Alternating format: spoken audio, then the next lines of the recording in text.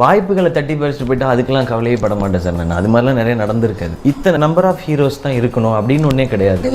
10 heroes தான் allowed. இப்போ நம்ம ஒரு காலேஜ் சீட்ஸ் எல்லாம் இருக்குன்னா 100 சீட் தான் அலோடு. அதுக்கு மேலே இருக்கவங்களுக்கு இங்கே அது கிடையவே கிடையாது சார். நீங்கள் 20 ஹீரோஸ் இருக்கலாம், 40 ஹீரோஸ் கூட இருக்கலாம். ஆடியன்ஸ் என்டர்டெயின் பண்ணிகிட்டே இருந்தால் அவங்க வச்சுப்பாங்க. யாருமே ஆடியன்ஸ் என்டர்டெயின் பண்ணலன்னா அவங்க யாரையுமே ஏற்றுக்க போகிறதில்ல. இவ்வளோதான் இங்கே இருக்க சொல்லிட்டு அதை தான் நான் பிலீவ் பண்ணுறேன் சார். நான் வந்து ரஜினி சாரோட பயங்கரமான ஃபேன். அதனால் எல்லாருடைய படங்களையும் போய் பார்ப்பேன். படம் சூப்பராக இருந்ததுன்னா நான் பயங்கரமாக ரசிப்பேன், பயங்கரமாக என்ஜாய் பண்ணுவேன். அதை 2 வாட்டி கூட போய் பார்ப்பேன். நான் அப்படிதான் ஆடியன்ஸும் நிறைய இருக்காங்க சார். ஈவன் ரொம்ப ஸ்ட்ராங் ஃபேன்ஸ் ஃபாலோவிங் பயங்கர ஃபாலோவராக இருக்கவங்க கூட மற்ற ஆக்டர்ஸ் படத்தை இங்கே பார்க்குறாங்க. அது இந்த வேர்ல்டில் எல்லா ஃபீல்டுலேயும் இருக்கிறதான சார். ஸ்போர்ட்ஸ் எடுத்தாலும் சரி, நம்ம சினிமா இருந்தால் இங்கே எனக்கு ஒருத்தவங்க சொன்னாங்க சார், எங்கே வந்து பெயர் புகழ் பணம் நிறையா இருக்கும், அங்கே இந்த மாதிரியான விஷயங்கள் நிறையா இருக்கும், அதை சந்திக்காமல் இங்கே எதையுமே பண்ண முடியாது அப்படின்னு சொன்னாங்க. நான் ரொம்ப அப்போ அதை நினச்சி வருத்தப்பட்டுட்டு இருந்த காலகட்டங்கள் எல்லாம். இப்போ ஒரு பெரிய ஸ்டார் ஆகிட்டாரு, இல்லை கர்வமாயிட்டாரு, நிறைய பேர்கிட்ட மூவ் பண்ணுறது இல்லைன்னா அப்படிலாம் ஒரு இது பண்ணுவாங்க. அந்த மாதிரியான இது எனக்கு பெருசாக அந்த மாதிரியான கிடையாது சார்.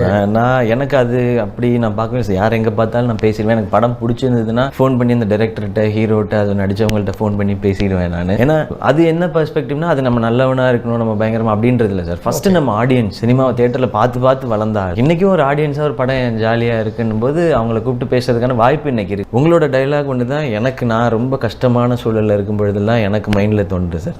அன்பே சிவம்ல வருது, இந்த உலகம் அடுத்த வினாடிக்குள் ஒளித்து வைத்திருக்கும் ஆச்சரியங்கள் ஏராளம் அப்படின்னு. அடுத்த வினாடி ஆச்சரியங்கள். ஆமாம் சார், அது நான் நம்புகிறேன் சார். நான் அது வாழ்க்கையிலேயே நிறையா நடந்திருக்கு. ஏன்னா மெரினா படம் கிடைச்சது வந்து ஒரு ஈவினிங்கில் ஒரு 1 ஹவரில் என்னை கூப்பிட்டாங்க, ஒரு ஆடிஷன் பண்ணாங்க. ஆடிஷன் பண்ணால் நாளைக்கு காலையில் வந்துருங்க நம்ம பீச்சில். நீங்கள் ஒரு மாதிரி எஸ்டாப்ளிஷ் பண்ணீங்க, உங்களை எல்லாரும் கவனிச்சாங்க. ஆமாம் சார், ரொம்ப சின்ன ரோல் தானே. ஆமாம் சார். ஸோ எனக்கு அது சந்தோஷமாக இருக்குது சார். அதை நான் நம்புகிறேன் சார்.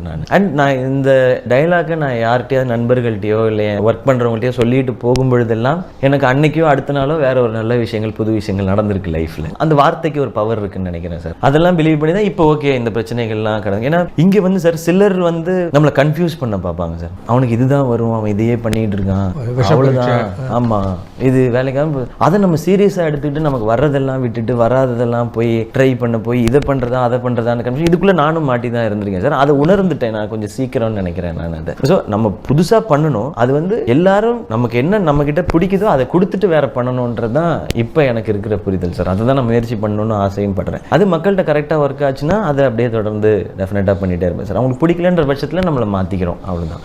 இப்போதைக்கு டைம் ஹேஸ் கம், இது மாதிரி ஒரு புது ரோல் ஒன்று பண்ணணும். அது என்ன மாதிரி ரோல் அப்படின்றத நீங்கள் யோஜனை பண்ணி வச்சுருக்கீங்களா? ரோல் அப்படின்றது அந்த ஆங்கிள்குள்ளே போகல சார். அது படமாகவே கதையாகவே புதுசாக இருந்ததுன்னா நல்லாயிருக்கும். எனக்கு இப்போ டாக்டர் ஒரு நல்ல எக்ஸ்பீரியன்ஸாக இருந்தது சார். இது வரைக்கும் நான் பண்ணதுலேருந்து வேறு மாதிரியான ரோல் தான் பண்ணியிருக்கேன் என் பெர்ஸ்பெக்டிவில். அந்த மாதிரி படங்கள் வேறு நிறையா வந்திருக்கலாம், இல்லை வெளியில் வேறு எங்கேயாவது இருந்திருக்கலாம். கதையாக சொல்லலை, அந்த ஜானர் ஆஃப் ஃபிலிம் இல்லை மூட் ஆஃப் ஃபிலிமாக சொல்கிறேன். அண்ட் கூடவே இன்னொரு ஏலியன் ஃபேண்டசி ஃபிலிம் ஒன்று பண்ணிகிட்ருக்கேன் சார். அயலான்னு சொல்லிட்டு ஒரு சைஃபை ஃபேண்டசி தான் அது. அது ஹாலிவுட் லெவலில் எடுக்கவே முடியாது எங்கெல்லாம். என்ன பண்ணுறாங்க? அதுதான் சார் எங்களோட முயற்சி. நாங்கள் அதை அச்சீவ் பண்ணிட்டு தான் ரொம்ப பர்சனாலிட்டிஸ் அச்சீவ் பண்ணுறாங்களா? அதாவது கதாபாத்திரத்துக்குள்ளே போயிட்டாங்க. அந்த பிரம்மாண்ட செட்டு போடுறது அதெல்லாம் இல்லை. நாங்கள் அந்த செட்டு கிரியேஷன்ஸ் அந்த ஏலியனே கிரியேட் தான் பண்ணுறோம் சார். ஃபுல் சிஜி அது. ஏலியனுக்கும் உங்களுக்கும் நடக்கிற இன்டராக்ஷன். ஆமாம் சார், அதுதான் படம் அது. ஸோ அது எனக்கு ஒரு புது எக்ஸ்பீரியன்ஸை தான் கொடுக்குது சார். நடிகை அவர் கூட அந்த இன்னும் வேறு கிரகத்துக்கு போயிடுறீங்களா?